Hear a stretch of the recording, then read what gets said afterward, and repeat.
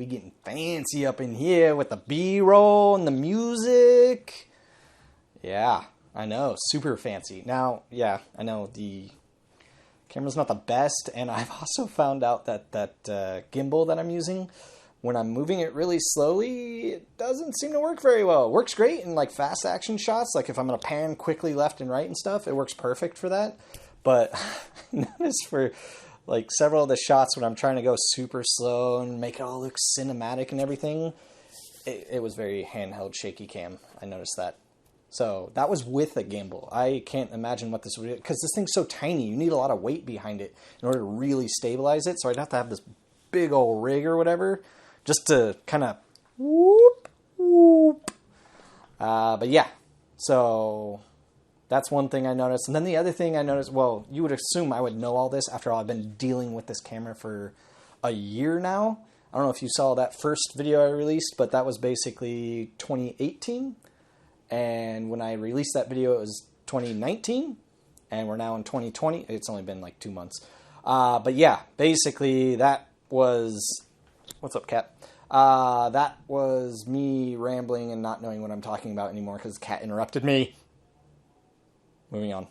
We're not going to do 1,000 takes like I did the last one.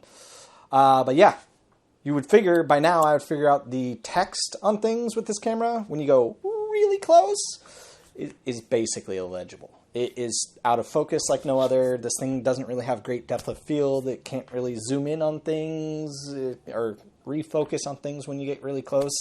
So, I don't know. You would expect maybe after a year or whatever of doing this that I would have some sort of upgrade camera in the wings that I'd possibly be using. I don't know. We'll see.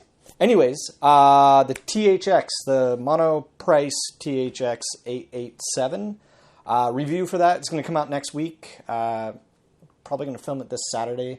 Kind of all depends on this crazy horn that I have growing here. If it gets really bad, oh man, I'm going to have to wait a while. But yeah, and then after that, I have the Mass-Drop 789. I'll do an unboxing of that, maybe with a better camera.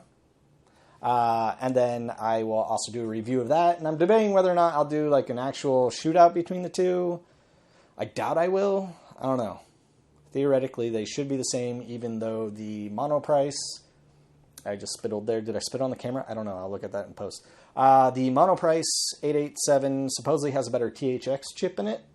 But everything I hear about the Mass-Drop 789 is you can't really get any better. So if that's already awesome, then the other one's going to be awesome. And I won't be able to tell the difference. Probably. We'll see. I don't know, I'll let you guys know. Anyways, thanks for watching. If you like this, please give me a thumbs up, subscribe, hit that notification bell, and then immediately watch the videos, or at least play the videos in the background, because the YouTube algorithm and the way it works.